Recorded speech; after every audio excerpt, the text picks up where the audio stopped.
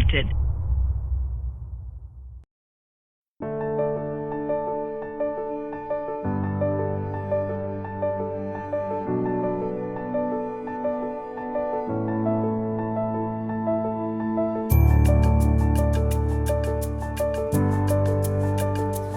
Thank you, everyone. Thank you for coming and enjoying the wonderful programs that all of our team put together today. So Overland Expo and the overlanding community is about people, first and foremost.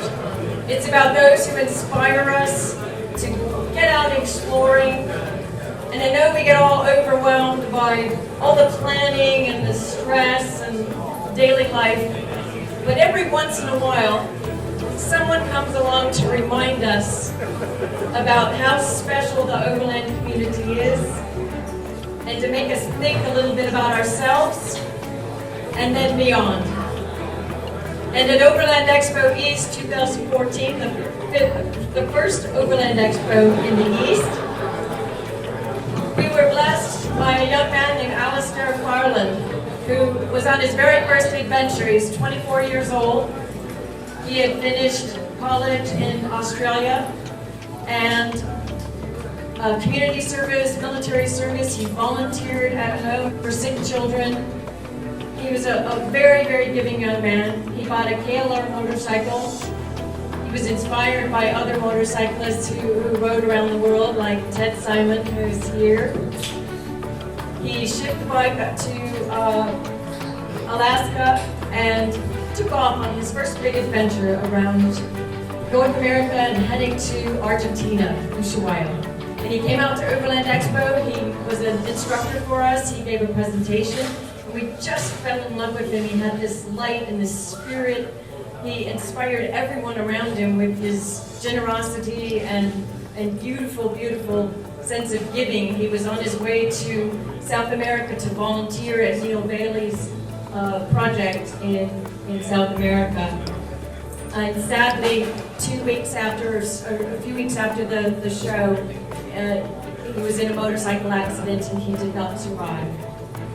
So amongst this sadness, with his parents, we've been working to create a charity that will see his spirit forward and turn this sad event into something much more beautiful and inspire other people to travel. And it's specifically a fund for millennials like Alistair was, because he was very, very passionate about getting his generation, as he said, off their butts and exploring.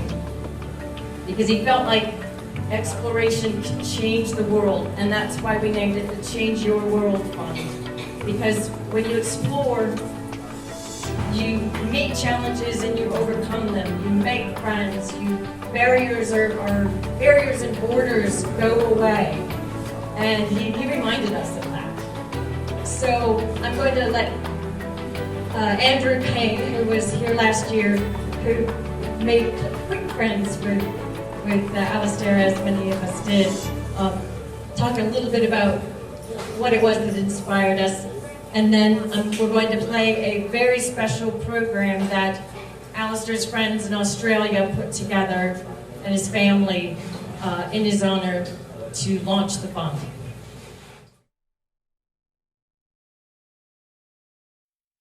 I learned of Alistair's death almost the day that it happened, but I didn't believe for almost a week that it had actually gone down. It took about that long for me to come to grips with enough for me to actually share with my larger circle of friends what had happened on a Facebook post. Work was very busy, which was good, given the first non-working thing I read this morning.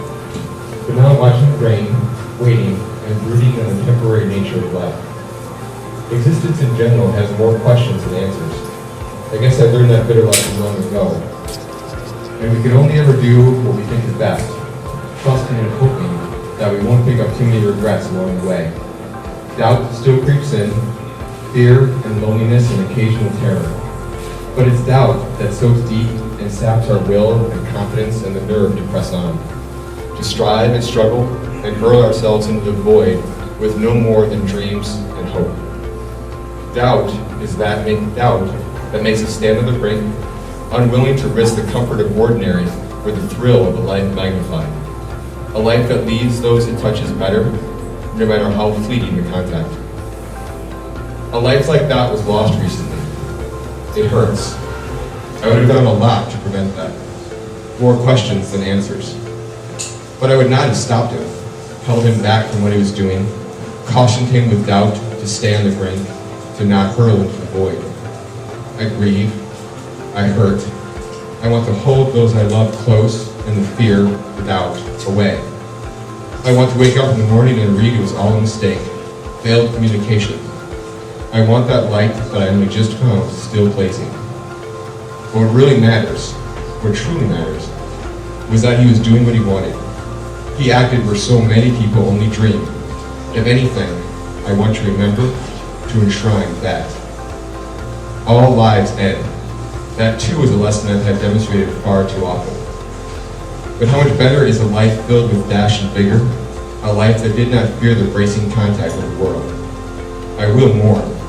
I can't not. But my sadness will be touched with that brief joy of meeting, that thrill of a life more than ordinary, of the rushing vibrancy of hurtling into that void. I think Alistair would have liked that, and I'm very honored to have been asked to talk here, and I know he would have been excited about the foundation, but the truth of the matter is I wish he was here instead. Thanks, Andrew. Well, the fund is going to be an actual travel fund for young millennials. It will be something they can apply for, and we want to support young people to get out exploring. So we're launching the fund officially at Overland Expo East 2015, and the auction and charity items up here donated by some wonderful companies whom I'd like to point out here. Brian DeArmond's Arizona Outdoor Furniture, beautiful oak table. Luminous donated some fantastic shovel and axe toolkits that go on the back of your vehicle.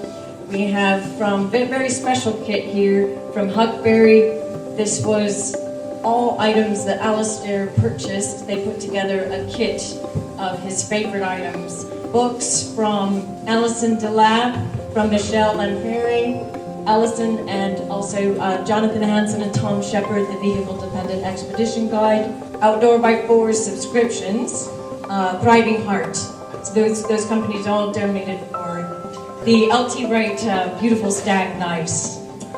And then for the raffle, these items from CBT Cascade Tents, Rooftop Tents. They have donated their Mount Cayley rooftop tent, a two-person tent, and 7P International, our own training team for Overland Expo, has donated a fantastic custom recovery kit and a $500 training session. There's a bidding war going on now for the Huckberry Alistair Farland personal kit. So we're going to go check this out because I think it's going to be a good one. Well, it's getting up there, $195. The reason why I was bidding like crazy on this is last year at Overland East, when I first met Alistair for the first time was at one of my classes, the packing talk, and he came there and he was taking extensive, copious notes. He'd done a lot of traveling already, but he said this was the first chance to really learn and pick up tips, and it was the first time I met him, and he followed me around for the first few hours just picking my brain. So that's kind of how I got to know him to begin with, and then we just hung out basically all weekend. It's like every class he was scribbling notes in this thing constantly. He always had it with him like all the time. All the other classes that I saw him in, all he did was constantly writing notes in this thing. And when I saw it here, first I blubbered a little bit, and then I decided that I wanted to have this. So it didn't matter what anybody bid. I was going to outbid them for this kit, for this, because I want to have this. And I know that I can get this from huckberry.com, you know, because it has a lot of cool stuff like this on it. But I wanted this one.